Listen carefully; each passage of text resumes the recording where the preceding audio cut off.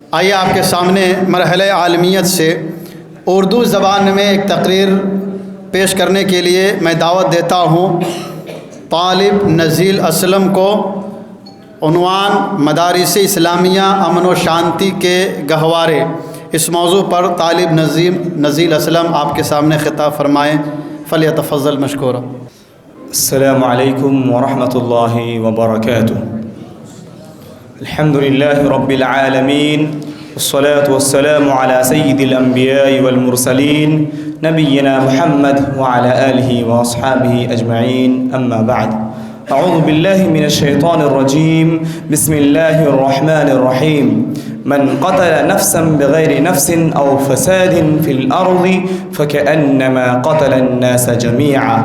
قابل قدر جناب صدر محترم، معزز سامعین کرام، مشفق و مربی اساتذہ کرام اور میرے عزیز رفقا، آج کے اس پررونق محفل میں ایک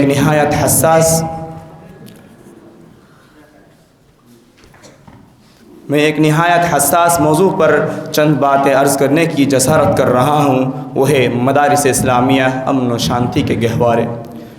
آئیے سب سے پہلے ہم لفظ مدارس کا معنی و مطلب جانتے ہیں۔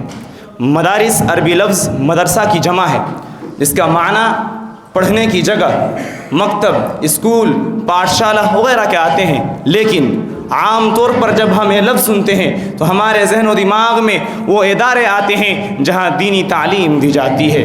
مدارس اسلامیہ کی تاریخ اتنی ہی قدیم جتنا کہ دین اسلام سیکھنے اور سکھانے کا آغاز پہلی وحی اقرا سے شروع ہو کر مکہ مکرمہ میں دار ارقم اور مدینہ منورہ میں مسجد نبوی کے صحن اصحاب صفہ تک جا پہنچا، جہاں کے معلم انسانیت، فخر بنی آدم، نبی اکرم صلی اللہ علیہ وسلم، صدیق اکبر، فاروق اعظم جیسے صحابہ کرام کو کتاب و حکمت کی تعلیم دیتے تھے، جنہیں بلند اخلاق اور انسانیت کا درس دیتے تھے۔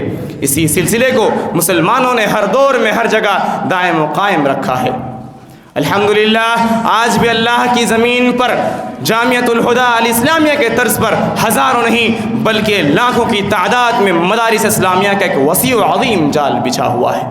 یہ وہ ادارے ہیں جہاں بچوں اور نوجوانوں کو کتاب و حکمت کی تعلیم دی جاتی ہے، جہاں غریبوں، یتیموں، مسکینوں، ضعیفوں اور فقیروں کی خدمت کا سبق پڑھایا جاتا ہے۔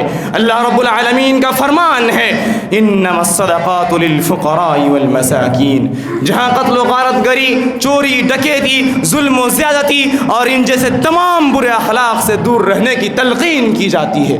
اللہ رب العالمین کا فرمان ہے ان اللہ لا يحب المعتدین۔ سچ جانیے کہ مدارس صرف دین ہی کی نہیں بلکہ انسانیت، بلند اخلاق، آپسی بھائی چارے، امن و شانتی کے عملی درسگاہوں کے مضبوط ترین قلعے ہیں، جہاں اپنے قوم اور اپنے ملک سے محبت کا سچا سبق پڑھایا جاتا ہے۔ مگر آج بڑے افسوس کے ساتھ کہنا پڑ رہا ہے کہ جو مدارس دن رات امن و شانتی، اخوت و بھائی چارگی، رحم و مروت کی تعلیم دیتا ہے، اسے بدنام کرنے کی ناپاک کوششیں اور گھنونی سازشیں کی جا رہی ہیں۔ آسام کے اندر مدارس اسلامیہ کو دہشت گرد کے الزام میں مسمار کیا گیا۔ 2022 میں بگئی گاؤں اور موری گاؤں کے مدارس اسلامیہ کو القاعدہ اور بنگلہ دیشی دہشت گروپ سے روابط کے الزام میں گرا دیا گیا۔ مدارس اسلامیہ میں ہونے والی جسمانی ورزش کو دہشت گردی کی تربیت کہا جاتا ہے، جبکہ اسکول میں ہونے والی وہی ورزش کو ایکسرسائز کا نام دیا جاتا ہے۔ کالج کے لڑکے کراٹے کلب جاتے ہیں تو ان کو ایتھلیٹ کہہ کر ان کی حوصلہ افزائی کی جاتی ہے، اور اگر مدارس اسلامیہ کے طلبہ ذرا سی ریاضت میں دھیان دے دے تو انہیں طالبان جیشن کا خطرہ قرار دیا جاتا ہے۔ صدر ذی وقار، انصاف تو دیکھیے کہ جب کوئی بدبودار نعرے لگانے والا ملک کو سر عام توڑنے کی بات کرے تو واہ واہ کی صدائیں بلند ہوتی ہے، اور اگر مدارس اسلامیہ کے فارغین، کتاب و سنت کے حاملین ملک کو جوڑنے کی بات کرے تو چیخیں اور آہٹیں نکل آتی ہیں۔ ارے میرے ملک کے غیور لیڈروں، سنو، یہ وہی مدارس اسلامیہ ہے جہاں کے فارغین نے ہندوستان کی جنگ آزادی میں مقدمۃ الجیش کا رول پلے کیا۔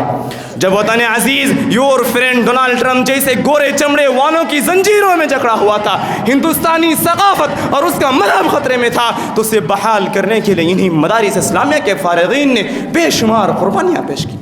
شاہ ولی اللہ دہلوی اور شاہ عبد العزیز سے لے کر آج تک کے تمام بڑے علماء کرام نے ملک کی تعمیر و ترقی میں اہم رول ادا کیا. مولانا محمود الحسن اور عبداللہ سندھی سے لے کر مولانا ابوالکلام آزاد اور شوکت علی، یہ سب انہی مدارس اسلامیہ کے فارغین ہیں جنہیں آج میڈیا دہشت گردی کا اڈا ثابت کرنے میں تلی ہوئی ہے. مگر میں ان سے کہنا چاہوں گا، آپ سن لو، ان مدارس میں جس دین کی تعلیم دی جاتی ہے، اس دین کی مقدس کتاب قرآن مجید کے اندر سورۃ المائدہ آیت نمبر 32 میں اللہ رب العزت واضح طور پر ارشاد فرماتا ہے، من قتل نفسا بغیر نفس او فساد فی الارض فکأنما قتل الناس جميعا، کہ جس نے کسی کو بغیر اس کے کہ وہ کسی کا قاتل ہو یا زمین پر فساد مچانے والا ہو اگر قتل کر دیا، گویا اس نے پوری انسانیت کو قتل کر دیا، اور جس نے ایک کسی کا جان بچا لیا گویا اس نے پوری انسانیت کو بچا لیا. میرے بھائیوں ذرا غور کیجئے، جس اسلام نے ایک معصوم کے خون کو پوری انسانیت کا خون اور ایک انسان کی سلامتی کو پوری انسانیت کی سلامتی قرار دیتا ہے، بھلا اس دین کے تعلیم دینے والے ادارے، بھلا اس دین کی تعلیم دینے والے مدارس کو دہشت گردی کا اڈا کہنا کہاں کا انصاف ہے؟ جہاں المسلم من سلم المسلمون من لسانی و یدی کا درس دیا جاتا ہے.